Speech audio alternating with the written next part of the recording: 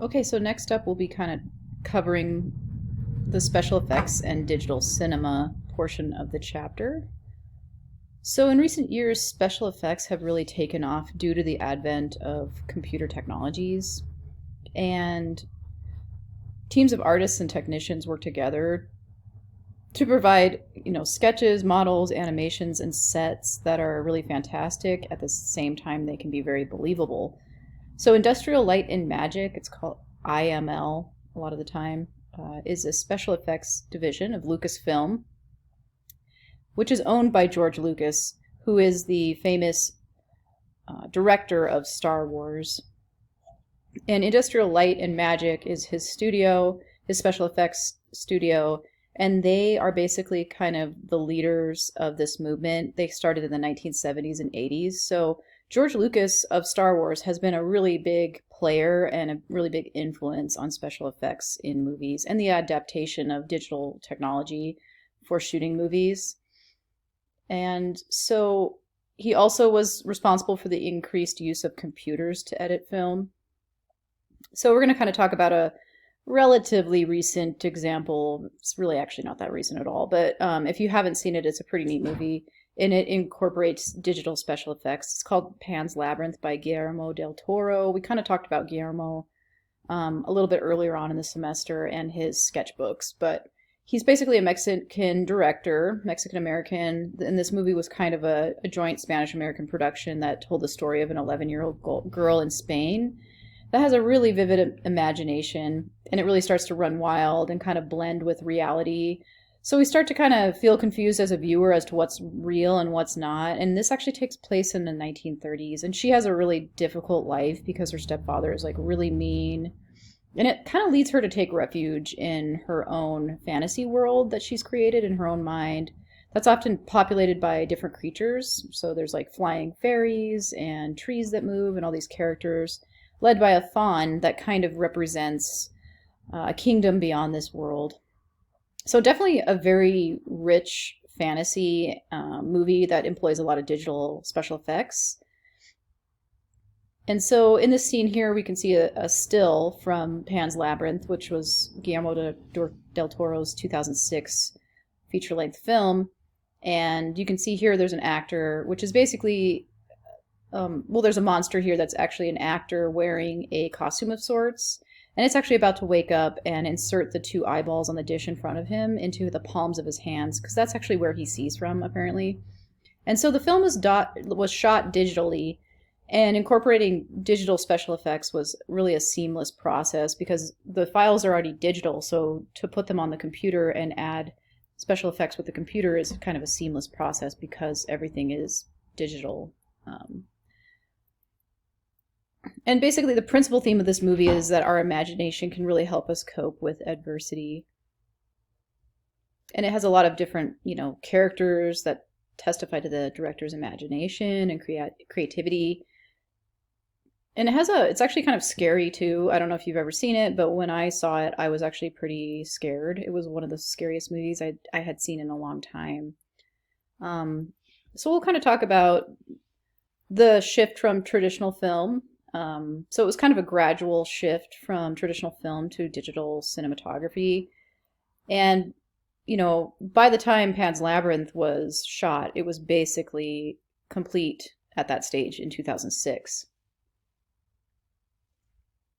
So one of the first all-digital feature-length movies was The Rainbow in 1996, or just Rainbow. And this film this film that was shot digitally, the digital files actually had to be converted to film because all of the theaters had old style projectors that actually just shot film still. So it's funny that they shot it digitally, but they had to actually roll it back to film in order to project it because none of the theaters had updated their equipment to digital projection technologies yet. So, but actually 3 years later, George Lucas's Star Wars Episode 1, The Phantom Menace, from 1999, was the first movie to combine film and digital together. And so later movies in the series were actually shot with all digital cameras. And obviously the first three Star Wars movies that came out in the 70s were obviously shot on film. But anyways, the Star Wars movies really helped to influence the adaptation of the film industry and the adoption of digital projection equipment in movie theaters, because before this movie came out, this huge blockbuster, The Phantom Menace in 1999, like I said, all of the theaters had film projectors. And so in order to show Star Wars Episode 1 and make money on it, theaters actually had to upgrade their equipment to digital projection technology. So really, The Phantom Menace is really a key player in getting theaters to upgrade their equipment to digital projection. So nearly all theaters today project digitally. Only a small handful of directors still shoot with film, but their work will always need to be pretty much converted for digital projection if they want any kind of reach with their film. So this evolution from film to digital has been a pretty important thing that has happened in the history of cinema. So most Hollywood studios are now owned by large international media companies, and they've discovered they can draw audiences from all over the world with movies that use special effects paired with fast-moving storylines. So digital projection really helps to facilitate this type of cinema. Digital projection also facilitates the uniform worldwide distribution that is happening now. Really big movies that are just shot and put together with computers and very heavy on special effects. And they're released all over the world at one time in different languages, basically. And that's like the main thing that's happening right now.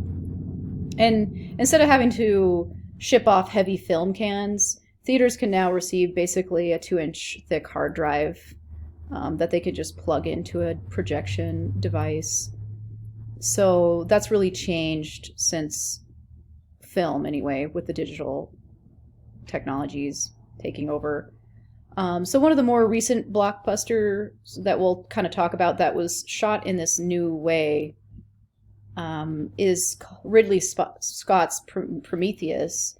And it kind of exemplifies many of these trends. It was shot using multiple digital cameras to enable a 3D projection, and it opened in 49 countries over a 10-day period in mid-2012. And it kind of has a lot of scenes that seamlessly blend human actors with digital animation. So you can see super heavily, computer animated movie here, Prometheus. This is a movie still from it. 2012. So you can see that's, there's very little in this scene that is actually, real life items. Really, it's all computer animated stuff here. So we'll talk about motion capture a little bit, where actors wear special suits, and then that helps to record their various movements. And then they can actually make a scene in the background of the actor.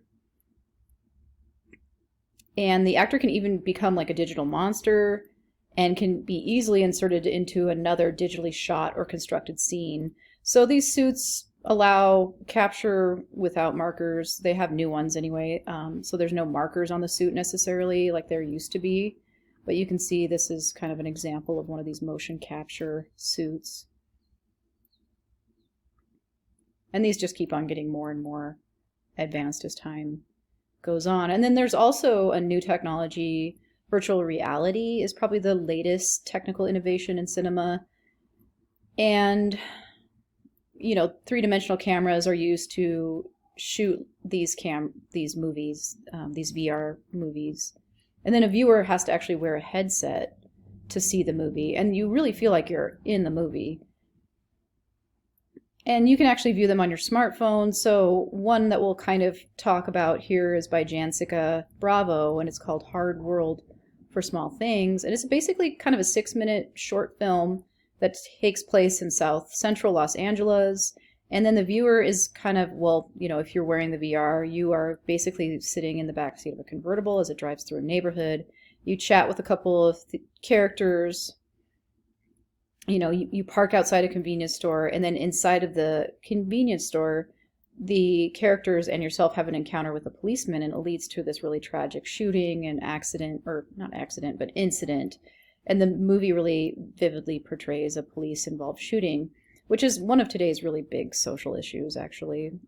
So it's very socially motivated content that Janzica Bravo is kind of pushing with this movie, Hard World for Small Things. And this was from 2016, and we can see a film still here from the VR movie itself. It looks a little weird, you know, in the still, but when you're in it wearing the VR technology, you really probably do feel like you're almost there. It'd be kind of interesting to see what that would be like, actually, to actually watch a VR movie. And I'm sure that'll be the next thing, really. So we'll kind of go back in time, back to the 60s, basically. We're going to be talking about video art, which is analog before the digital revolution. We're kind of rolling back the time again, but we're not talking about necessarily cinematography or film, like full-length feature films that you're used to watching, but mostly just like video as art. So in 1965, the Sony Corporation came out with the first portable video recording camera, which was called the Portapak. And it was really quite cumbersome, but some artists were drawn to the new medium because it did away with the long and very involved development times necessary for processing film. So it's not really film, it's almost like a VHS tape, if you've heard of that. Then also these videos could be stored on inexpensive cassettes, erased and re-recorded, so the video signal could be sent to more than one monitor, and it had kind of a flexibility of presentation. So early video artists were typically very, they had very simple technology, no editing was possible. Black and white images typically was incompatible with the color resolution of television broadcasts at the time. In the early, in the 60s, basically, is what we're kind of talking about. And the medium was best suited to private screenings for small groups. So that was definitely a form of underground video art that was happening. Let's see. I guess we'll keep going here. So in 1972, the compatibility issue was resolved, and the introduction of standardized tape really allowed artists to work with television production equipment and even broadcast the results of their labors. And so they didn't just screen in small groups in private theaters. So the 80s kind of brought vast improvements in video technology and the form of color, and also lighter cameras, and then even that computerized editing started coming in. So we'll actually be talking about June Paik, Korean-born, and he used video as a medium in a humorous fashion to comment on the role of television in American life. And so this work is from 1986. It's called Video Flag Z, and it's basically using 84 different televisions that kind of resemble the American flag. So on each monitor, portions of an old Hollywood scene flickers endlessly across the screen. And this is really a commentary on how much movies and TVs influence our everyday life in America, which is kind of funny. Of course, nowadays TV is kind of out. We're onto the internet and Netflix and YouTube and those things and Hulu, and traditional TV is out. But back in the day, TV was really the thing, and before the internet and before computers. So let's see. I guess we can kind of try to keep going here. So other video artists have used the medium to create and tell stories using themselves as actors. So in Volcano Saga, Joan Jonas actually tells a story of a memorable trip to Iceland. So she kind of gets caught in a fierce windstorm. She's blown off the road. She loses consciousness. She's awakened by a local woman who actually offers her help. And it's the artist sympathizes with this ancient society that is present in Iceland, and returns home to New York feeling kind of a kinship with the women of the past, basically, is a brief synopsis of what this movie is about. And it has a really evocative musical score. So here's kind of a performance still from that movie from 1987. I'm going to have to finish this up, I think, in the next movie.